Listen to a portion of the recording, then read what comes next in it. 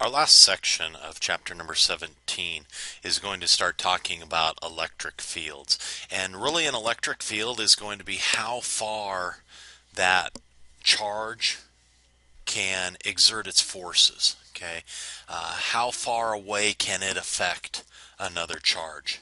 So when we go ahead and start talking about charges, okay, you know that two charges, they exert a force on one another, but this force is only going to exist over a certain area. So what I mean by that is, if I have a charge here, that's a positive charge, okay, it might be able to exert a field here, okay, might be able to exert a field here, might be able to exert a field here, but all of a sudden anything outside of this range will not be affected by that positive charge. You know, any positive charge here, it's going to cause a repulsion. Any negative charge right in here, it's going to cause an attraction. But if I put a positive charge out here, this one is not going to be able to affect it. And that's the electric field part that we're talking about.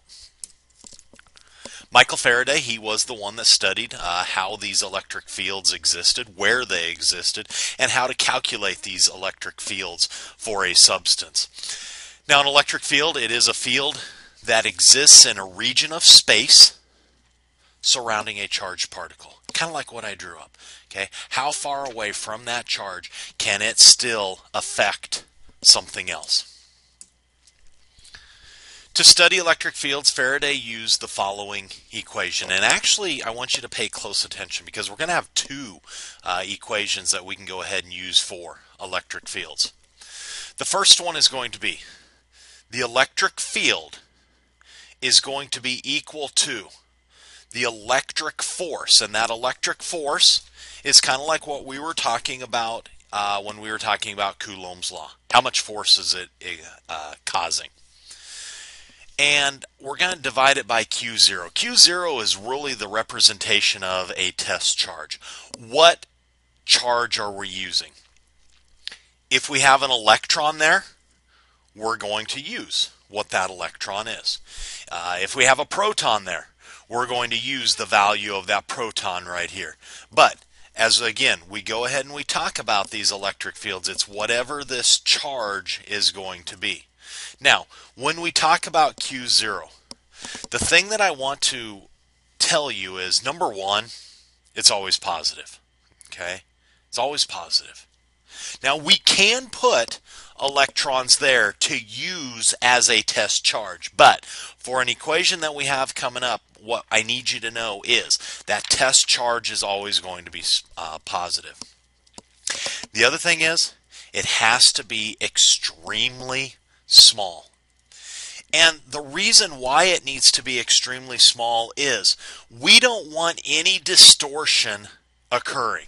Okay, and if you look in your book at 1710 and 1711, what they're saying is they're going to explain that. But let me go ahead and put this up here. Okay, that if I have a test charge, okay, and I'm going to say, and I'm going to draw it up this way, I have a substance that looks like that. Okay, it's neutral, has charges, has both positives and negatives on it. But you look at that and all of a sudden, I mean, it's just there. But if I had a larger, okay, let's say that I had a larger positive charge, and I brought this same charge as this right here in, what you would find out is those particles within that substance would rearrange themselves to cause distortion within that substance. Okay, Q0 here, notice no effect on any of those charges. But if I have something that's extremely large or has a large value on it, okay, it can go ahead and affect causing the negatives to come forward because they attract to positives, causing the positives to go to the back of the substance because of repulsion. So we don't want any distortion going on, so that's the reason why it has to be extremely small for a charge.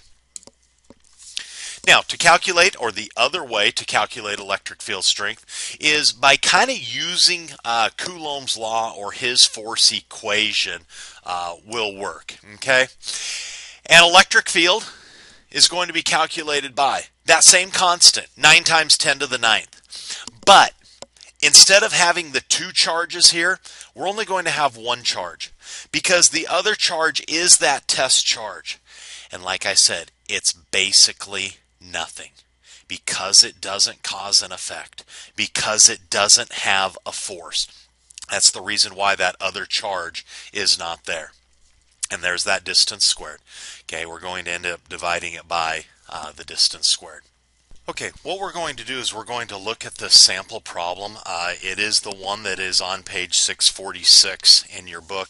And I'm going to, kind of show you how to go through something like this. But in reality, it's a lot like what we did with Coulomb's law dealing with angles. Okay, so let's go ahead and let's look at this sample problem.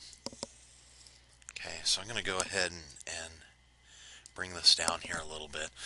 So here's our test charge up here. And I'm going to do a little bit of markup here because remember we said that test charges are always positive. Okay, Q1 from the book. It says that it is a 7 microcoulombs. Okay, so we know that means that it's going to end up being positive. Q2, it's going to be a negative 5 microcoulombs. Now the first thing I caution you, okay, microcoulombs, okay, doesn't exist. So technically, to use the equation, if you want right away, change it. 7 times 10 to the negative 6th coulombs, negative 5 times 10 to the negative 6th coulombs. Okay, when I look here, okay, what I'm going to do is I'm going to say the electric field, because of number 1, is going to be equal to that equation up there.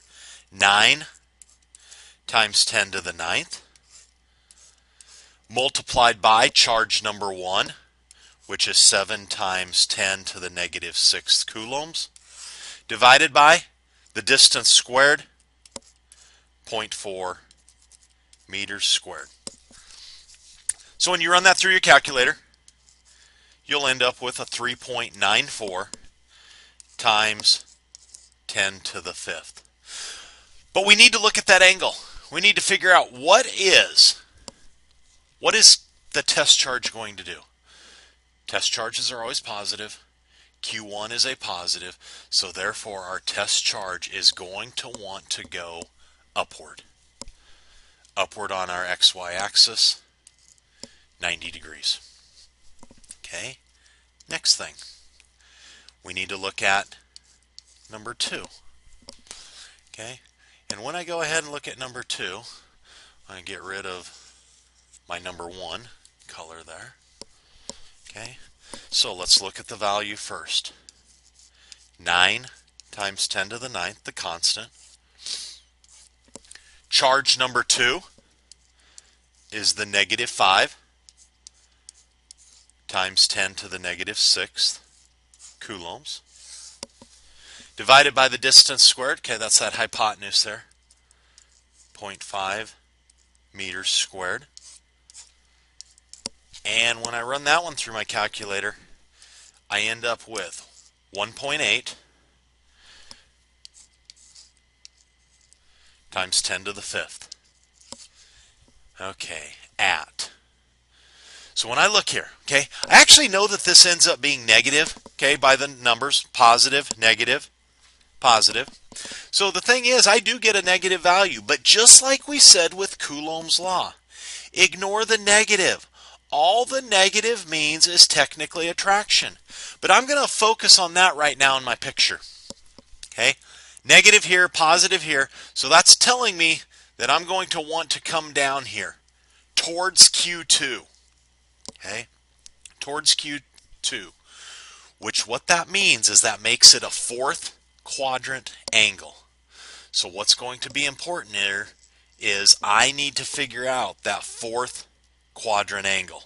Okay, and so what I end up doing, again, I've got all 3 sides. I've got a leg there, leg there, leg there. So if you do tangent of theta, okay, if you do tangent of theta, I'm going to end up with 0.3 over 0.4, when you do your tangent -1 of 0.75,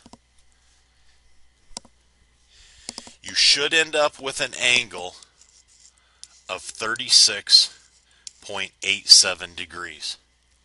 So 36.87 degrees is there. Okay, what makes this that fourth quadrant? This is 270. I'm swinging over 36.87 degrees.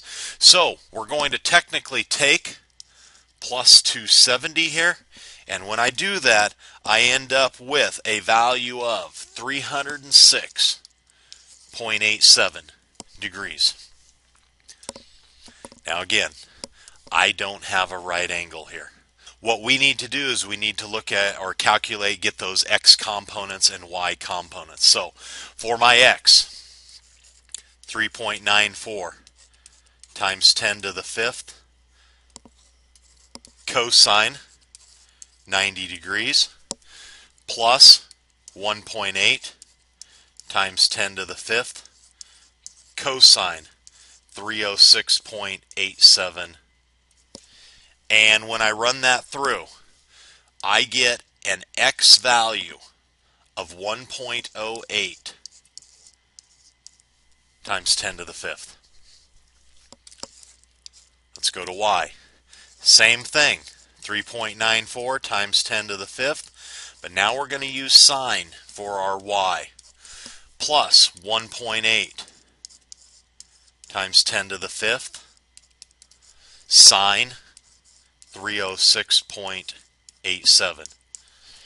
And when I do that, I get a y value of 2.5 times 10 to the fifth. Okay, look at your x and y. Both are positive. So what that's telling you is we have a first quadrant angle.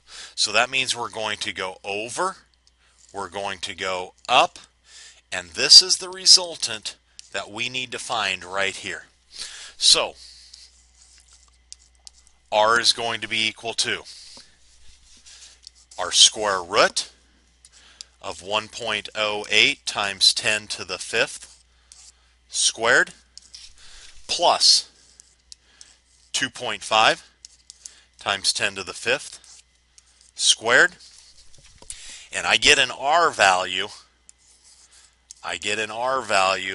That's going to be equal to 2.7 times 10 to the fifth. Okay, at. So let's go ahead and find our theta. I'm going to use the tangent function.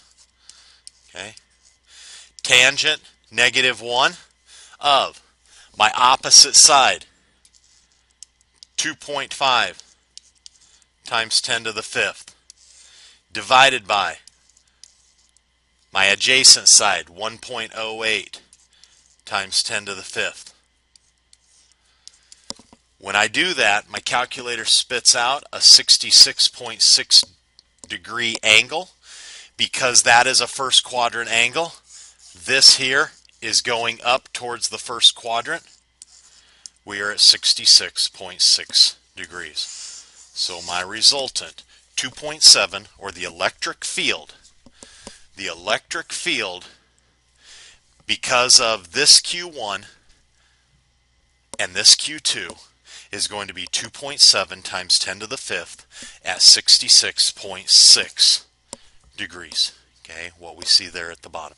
Very similar to what you did with Coulomb's law at angles. Now when we talk about these electric field lines, okay, positive charges exert a field that's going to be directed away from the charge. So negative ones, they're going to be directed into or towards the charge. So when I look here, okay, maybe I should go ahead and first draw this one up here. If this one is negative, okay, what I mean by that is those electric field lines go in to it. That's the only thing they really don't show in this graphic. Here's the positive, okay. When you look at that first picture here, they start here and they originate outward, okay. They go outward and they basically end at infinity. if you look at my negative one, the one I drew up here, it goes into the charge, but it begins out here at infinity. So when we put a positive and negative together, it's basically going from the positive over towards the negative. Out here, these are ones that the field cannot close here, so it's not strong enough to get out here to close that gap. Okay, so the electric field isn't strong enough. So these go out here and they end at infinity. These kind of start here and then end up coming in towards that negative charge. This space right here where they are connected, this is going to show you the attraction. But look over here, here's two positives, both going outward, ending at infinity. But look at this area here, this void. Two positives repel one another. Where you end up seeing that void in the middle, that is going to end up being your point of repulsion, or the area of repulsion. When you look at page 649 in your book, it's going to ask you to kind of make an assumption, make a hypothesis of how big is this charge compared to how big another charge is. Okay, so when you look at that picture, they have two things. You've got a positive and a negative. Okay, so when we look here, we'll just use this up here. That when you look at the negative charge, you're going to be able to count 8 arrows that are flowing into that negative. Okay, 2, 4, 6. We'll go ahead and bring one in here and one in there. Okay, so we've got 8 charges. It's not the same picture as your book, but we've got 8 charges going into that negative. But if you count the total charges that are leaving the positive, and I'm not going to draw them all up, I'll let you go ahead and count them. But when you count up all of the charges that leave that positive, there's 16 of them. So what we're able to say is the positive charge is 2 times bigger than the negative charge. We count the number of charges that are going into one. We count the number of charges that are leaving another. Now, we could make it the same. For example, down here, let's do a 3 to 1. And I just want to make it simple. Okay, there's going to be 1 arrow going in there. Okay, here's a bigger negative. Okay, so we're going to say we have 1 arrow going in, 2 arrows going in, 3 arrows going in. So if you look at this one technically is going to have a 1 to 3 ratio. This charge over here is going to be 3 times bigger than this charge here because of the counting of the electric field lines. Okay, same thing can be done with the positives. It's just the charges are leaving the positive. You count how many are leaving one, you count how many are leaving the other one, and then just do a ratio between them.